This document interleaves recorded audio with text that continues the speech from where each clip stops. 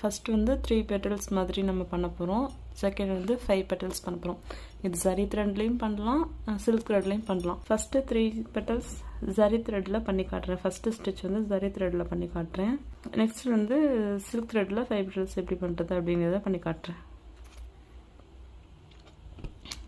இப்போ வந்து ஒரு இந்த கோட்டில் நடுவில் வந்து பஞ்ச் பண்ணி த்ரெட்டை வெளியில் எடுத்துக்கிட்டு கொஞ்சம் லாங்காக ஒரு ஸ்டிச் போடுறோம்.